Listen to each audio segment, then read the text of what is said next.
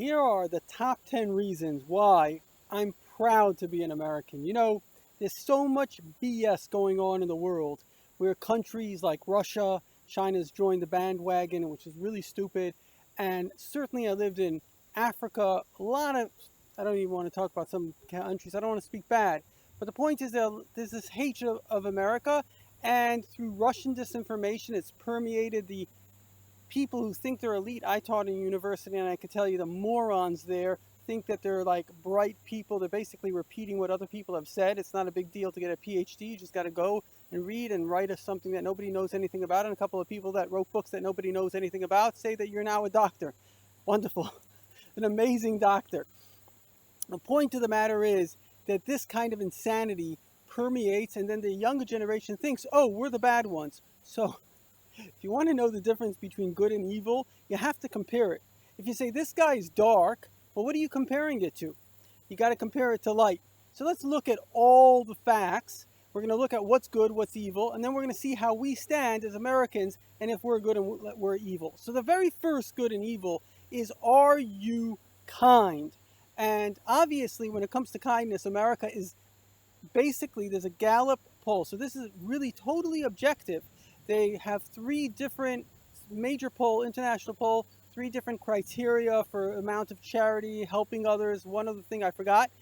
So basically in all three, except for one of them, if I'm not mistaken, America comes out on top. We are the kindest nation, objectively speaking. We're not talking subjective. When you compare it to all the nations except for Libya, which the reason for Libya is because they're in such a crisis, which the previous president put them into. He should have never gotten involved in Libya. He created a civil war there. But anyway, they're so basically down and out that they makes you realize that other people need help. So they're being more helpful than we are, and good for them, but I wish it was under better circumstances. The point is, when it comes to objective facts, we are the kindest nation in the world. Can we be kinder? Yes. Should we be kinder? 100%. Are we the kindest? Yes, we are. Okay, let's look at other factors of good and evil. We would all say that having a legal system is a good thing. Well, we have a legal system. We would all say having a justice system is a good thing. We have a justice system. We would all say having police is a good thing. You take away police. If you look in Montreal, the police went on strike, and one day there were murders and all this kind of crap. That's the worst thing that could ever be. Without police, what happens is the gangs, they take over and they rape and they murder and they steal. That's what happened, in fact, with Hurricane Katrina. These black gangs took over. They were shooting. I don't want to go into the details. It's disgusting. They did horrific things to the blacks, right? The people that are pro-blacks, they're not pro-blacks, they're anti-blacks, because the police are the number one protection for all the victims of black crime, which is against the blacks. I lived in South Africa. There's this kind of BS story that the whites are guilty and therefore the blacks are allowed to hurt. Really? Who do they hurt? They hurt the other blacks. So it's a BS story. They're criminals. The blacks that are criminals should be put in justice. And that's the fact. You need police in every country, whether you're white, whether you're black, it doesn't matter. There's always going to be a criminal element. They don't care about life. They don't even care about their own lives. They're just evil people. And the majority of people are good people. They need to be protected. Anybody with common sense knows that you need to have a government. Why do you think all the people in the world, there are 150 million people that would like to come to America? Why do you think they want to come to America? It's not because we're a better country. It's because we're a safer country. Safety is the number one factor that a person needs to live, well, in safety. That's what we need. We need safety. Well, we have safety. And these crazy, evil Democrats that have bought this evil story from Russian disinformation, they're going to cause, God forbid, that you can lose your life. Certainly you'll lose your property and all that stuff. That takes us to another thing. What about the economy? Don't you think we need an economy? You want to have bread, you want to have phones, you want to have all this stuff, you need an economy. So the only thing that you can say is we have an amazing economy. I mean, coronavirus has hurt it badly, but we have one of the best, I think it's the best economy in the world. That's a great gift, and that gift only comes from capitalism. These people that say take away the money from the rich, they don't care about the poor. Obama has a half-brother who's, I know, I lived in Africa, so I know what it means in the shack. He's in a shack. They live like, you never want to know how they live. He doesn't care about the poor. He cares about the rich. You know why? Because there are people that are arrogant and they can't stand other people that have good things. They have to be the best. It's a bully. They have in their head that it's a narcissist. I'm the best. Nobody else can have anything better than me. It's like mirror, mirror on the wall. Who's the fairest one of all? I am. Nobody else but me. And so therefore, this is really, really important to understand. They The people that are anti-rich, they're not pro-poor. They're anti-rich. They say they're pro-poor. What happened in communism? The communist leaders, they lived like kings. All the people. It made equal suffering to everybody. You don't like democracy? Churchill said democracy is the worst form of government except for every other form. Well, we have a democracy. Is it perfect? No. You show me one country that is perfect. So I want to tell you something. The American people, who I am very proud to be part of an American, I'm very, very proud that I'm an American. As a Jew, there was only 2 countries in the world that I would say I'm proud to live in. That would be Israel and America. And now I want to say something. The majority of this country is proud that they're American. The majority of the world, this is based on statistics, 70% of Americans are supportive of Israel. 70% of the Indians are supportive of Israel. That's India, basically. The statistics of the normal people that can tell right from wrong, that they're not brainwashed into some kind of Russian disinformation stupidity. The people that care. Now, here's my challenge to you. I want you to make a video, and I want you to tell the whole world why you're proud to be America. Let me tell you something. I met a guy, Charlie. This guy, Charlie, no, what's his name? I forget his name. We're going to call him Charlie. This guy told me a story. This is a real story. My grandfather comes from Poland. His family was wiped out. 2/3 of the Jews of Poland were murdered by the Nazis. Just to give you an example, imagine a big family. Let's say there's 6 kids, uncles, aunts, everything. So probably altogether hundreds, 3 people survived. Entire families, communities were wiped out, murdered, cold blood. In Holland was the same thing. 2/3 of them. You read about Anne Frank. Anne Frank was murdered by the Nazis. Anyway, make a long story short. The bottom line is this guy, he became, there was something called Camp Charlie. You could look this up. And they took people, basically a whole story. I don't want to go into the whole story. But they took him and they trained him in the U.S. and they sent him back to be a spy. So he was a brilliant guy. He spoke languages. He interrogated Nazis. He was a very brilliant guy. So I asked him, so what's the lesson of the Holocaust? He said, never let somebody take away your identity.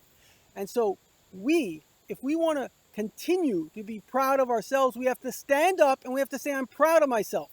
And those people that condemn us, I want to look at your countries. You want to be an African? You want to go to Africa? I met somebody that was going to be eaten in Africa. I met a woman the day after she was going to be raped. You know, that's happening every single second there. So you don't tell me who's good and who's evil, because let's start to compare good and evil. Did bad things happen? Yeah. Did bad things happen to me? Yeah. Do I look concerned about the bad things? No. You know why? Because I need to live. I need to love. I need to continue. I need to do good work. And you, whether you're on the right, on the left, that's your mission too. Your mission is to love, to live, and to spread light, not darkness, not hate. Because you can condemn anyone. There's enough evil. There's at least a little bit of evil in anyone. But if you're focused on evil, it's because you are looking to create chaos and mayhem because you are jealous. You think that you're the best and you're subconsciously jealous. That's what Hitler did. It has to have a reason. There has to be some kind of psychological reason. We're the super race. We're the best. And we have to put everyone else down.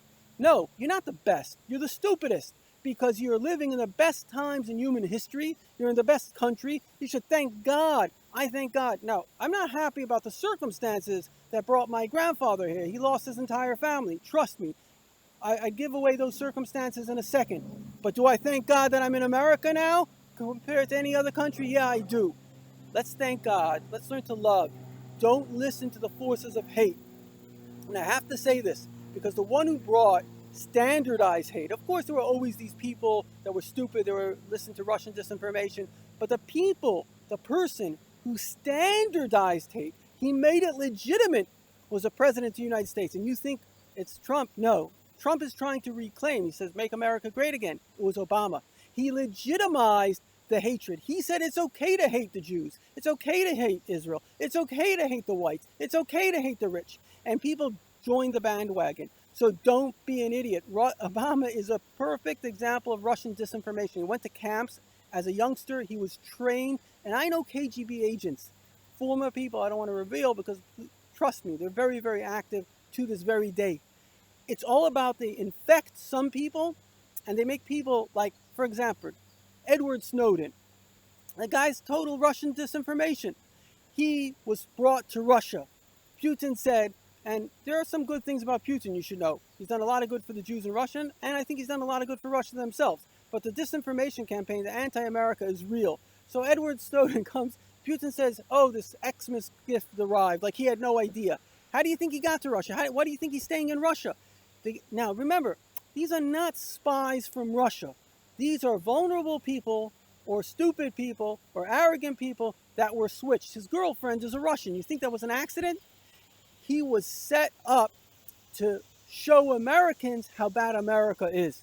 And this is what Russian disinformation does. And my message to Russia is, nobody's going to respect a bully. You want to be respected, and my message to China, to any country in the world, you want respect, act respectfully. It's very simple. Don't think you can steal and get honor. It doesn't work like that. Treat others, treat yourself with dignity and with respect. And that's the key message here. Every human being has to be treated with respect. The message is not who we should disrespect. The message is to respect everybody. Men have to respect women. Women have to respect men. Whites have to respect blacks. Blacks have to respect whites. We're all basically God in a body. There's just energy. E equals M. It's all energy. You're just seeing energy. I am energy. You are energy. We're all the same energy. We're different colors of the same light. That's all we are. God wants us to, basically, the world could be one color. It could be black and white. Some people just see black and white. Or it could be a spectrum of colors. It could be beautiful. Our world is a beautiful place because of Russia. And I personally love Russia. My grandfather comes from Russia. We have an affinity. I don't know if Russians consider Jews as Russians, but we grew up there and we feel connected to there. And if you're in China, I love China too. What's wrong with China? These are amazing places. The bottom line of the story is that wherever we are, sorry for the noise, wherever we are, we have to realize we're better off because of the other. And this is a very important point. Because if we can't see that, what happens is you're a competition to me. You make me look bad because I have to be the best, and it's insanity. What does that mean? I can't exist without trees. Trees can't exist without me. We all need each other. Every single thing that God made is a complementary force. We complement each other. So what are we going to do? Are we going to go to hell because now we're in a time that one guy can blow up the world. And if you add the hatred, and I say this to countries like China that started to adopt the Russian insanity of going anti-America, okay, you can do that. One guy gets into his head, a guy that's nuts. Let's press that button. We're all gone.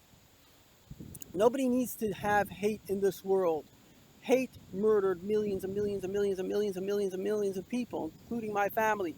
Hate is stupid. Hate is the most idiotic thing. But you know why people hate? This is very interesting. You know what we really want? We want to feel alive. So there are two ways to feel alive. One way is in love, and the other way is in hate. Now, which way would you prefer to feel alive? Think carefully, because that's the way you're going to live and affect the world forever.